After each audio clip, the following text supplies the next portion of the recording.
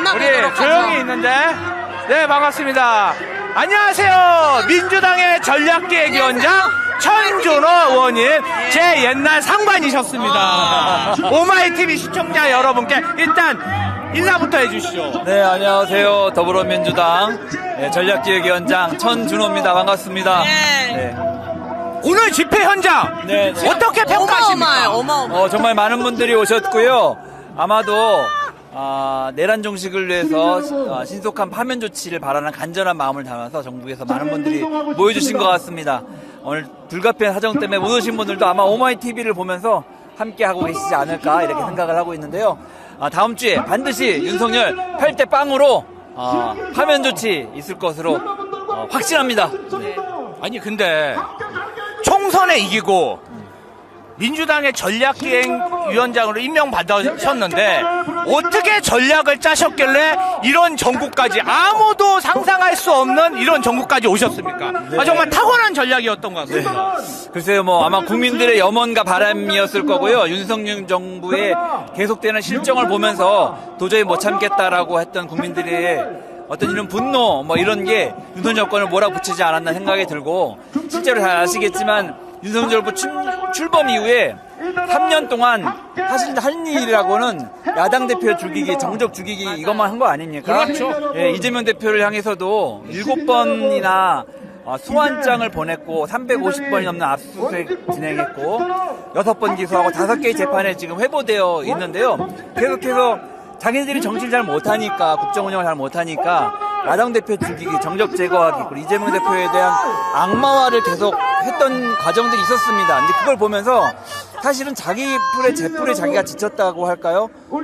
그런 것에 대해서 국민들이 비판하고 저항하고 지지율이 떨어지니까 그것을 모면하려고 스스로 덜컥 악수를 두게 이제 된 것이죠. 그러면서 결국 계엄을 선포하고 스스로 몰락의 길을 접어들게 된 것이다. 저희는 사실은 국민과 함께 싸우고 윤석열 정권의 실정을 지적하고 이렇게 한 것밖에 없었는데 결과적으로 이렇게 돼버렸네요. 네. 아니 근데 요새 많은 국민들이 민주당이 달라졌다, 민주당이 여유가 있어졌다, 그리고 민주당이 뭔가 서민의 아픔도 잘 알지만 국민 모두의 마음을 알려고 노력하는 것 같다, 이런 여유, 뭔가 달라진 모습, 이거 어떻게 된 겁니까? 글쎄요, 여유라기보다는 그 윤석열 정권이 계엄을 선포하고 극우 세력을 중심으로 해서 계엄을 옹호하고 내란에 동조하고 내란 세력이 극우 세력과 똘똘 뭉쳐가지고 하나의 몸으로 가면서 사실은 국힘이 극우 정당화 되었습니다. 그러면서 그동안에 보수라고 했던, 그리고 합리적 보수라고 했던 분들이 그들을 대변할 수 있는 사람들이 좀 없어졌거든요.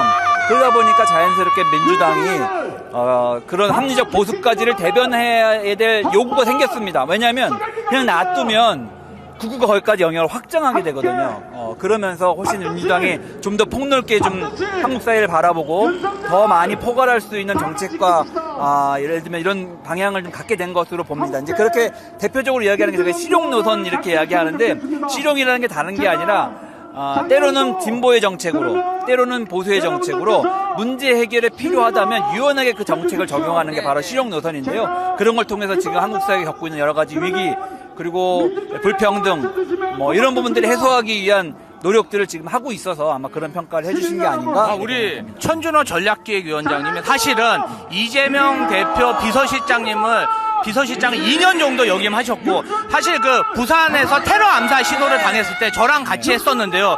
지금 이재명 대표에 대한 테러 암살 그런 위협이 있는데 오늘 오전에도 또 이게 나오더라고요. 당에서는 어떻게 지금 대비하고 있는지 궁금합니다. 글쎄요, 이제 윤석열 정부가 지난 3년 동안 이재명 대표를 계속 기소하고 재판에 붙이고 또 압수수색하면서 일관되게 했던 게 이재명 대표를 악마화하는 그런 조치들을 계속 이제 했었는데요. 결국에 그런 과정에서 이재명 대표에 대한 혐오를 증대시키고 그것이 결국엔 테러 행위로 이어지게 된 겁니다. 지난해 1월에 부산에 갔을 때 가덕도에서 칼날 흉기 테러가 이제 있었죠. 사실은 조금만 1mm만 더 들어갔으면 대경동맥을 건드려서 또는 옷깃에 그 칼끝이 스치지만 않았다고 하면 사실 그 자리에서 운명이 다했을 그런 상황이었습니다. 정말 절박한 상황이었는데요.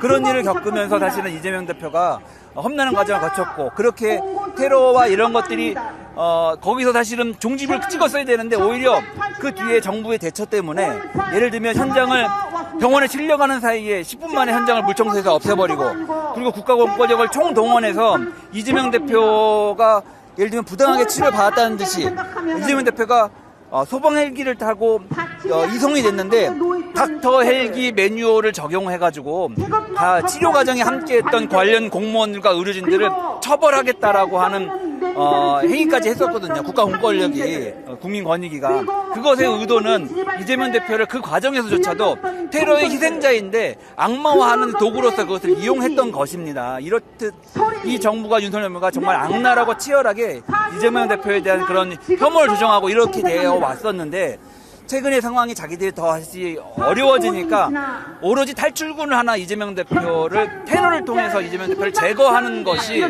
최종적인 목표인 것처럼 보이는 상황입니다. 그래서 어제 그제도 이재명 대표를 테러하겠다라고 하는 문자가 전달되어서 그것이 저희가 상당히 긴장을 하고 있는 상황인데 신학대학교의 교수는 맞아요. 자기 페이스북에 네. 그 테러 계획에 성공했으면 좋겠다는 맞아요. 이야기를 하고 네. 여러분 잘 아시겠지만 세계로교회 손현보 목사는 과거에 이제 예를 들면 이제 목회 활동을 그러니까 이제 설교를 하면서 이재명을 제거해야 한다, 이재명을 죽여야 한다라는 이야기를 선동까지 했던 그런 전례가 있었고 그 세력들이 지금 내란을 동조하고 윤석열을 옹호하는 그런 집회를 이끌고 있는 세력들입니다. 그렇기 때문에 정말로 그런 그들이 왜 과연 그러면 이재명 대표를 제거하려고 하는가?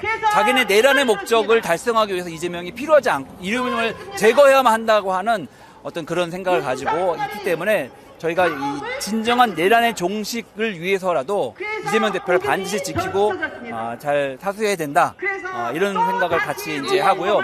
그렇게 해야만 이 내란 세력을 윤석열이 파면되는 것으로 그치는 것이 아니라 결국 이 내란 세력의 재집권을 저지하고 그렇죠. 침이 계속 튀어서 죄송합니다. 네.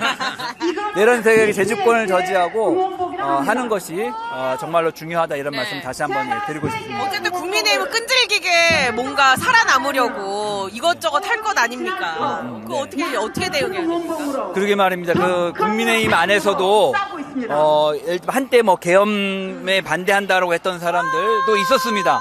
그런데 상당수의 사람들이 그 뒤에 극우 세력이 준동을 하니까 굉장히 기회주의적인 태도를 보이고 있습니다. 윤석열이 구속에서 석방되니까 환영한다는 이야기를 하고 있고 어떻게 내란범이 풀려났는데 그것도 환영할 일입니까? 위험한 일이죠. 그러면 우려를 표명하고 이렇게 했어야 될 많은 정치인들이 사실상 기회주의적으로 변한 모습들을 이제 많이 각하시켜야 된다 이런 네, 것도. 하고 있습니다. 그래서 정말로 내란의 진정한 조식은 그런 내란 동조 세력, 내란 세력들이 재집권하는 것을 반드시 막아야만 내란의 진정한 종식이다 이렇게 네. 생각을 갖고 있고 그렇게 하기 위해서라도 오늘 정말 많은 분들이 함께 이렇게 하시면서 사실은 오늘의 이 많은 분들의 에너지를 모아주신 것이 오늘의 이 역사가 사실은 우리 미래의 우리 후손들의 미래를 사실은 안전을 지켜주고 보장해주는 하나의 역사로 기록에 남을 것이라고 생각합니다. 그래서 꼭 파면과 그리고 내란 세력의 집권 저지를 위해서 끝까지 힘을 함께 모아주실 것을 부탁드리고 요청드립니다. 우리 천준호 전략기획위원장님이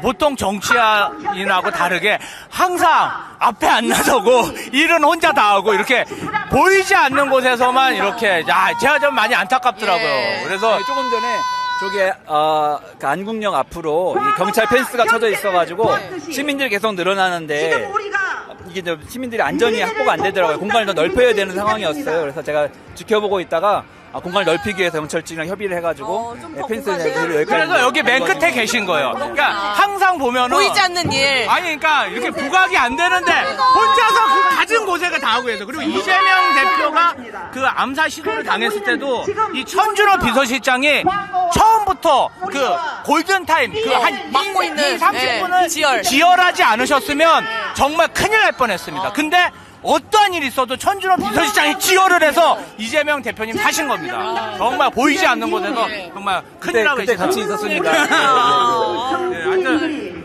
전략계는 이게 정말 훌륭하신 분이고 지난 3년을 저희가 버틸 수 있던 거는 천준호 비서실장님의 역할이 정말 컸다. 정말 많이 의지했고. 아, 직장 생활을 잘하네. 전 상관이랑. 아닙니다. 이렇게- 멋진 분이십니다. 예. 예, 하여튼 저희가 정말 힘들었는데 너무 감사드리고 앞으로도 잘 부탁드립니다. 힘내주십시오. 윤석열 파면 네. 파면 화이팅! 그날까지! 네. 끝까지 최선을 다하겠습니다. 그날까지! 화이팅! 한번 알아주십시오. 감사합니다. 아유, 감사합니다. 예, 화이팅! 감사합니다. 화이팅! 화이팅! 네. 야. 자, 네. 천준호 가보겠습니다. 의원과 함께 이야기를 나눠. 우리 전략기획위원장님. 아유, 감사합니다. 예.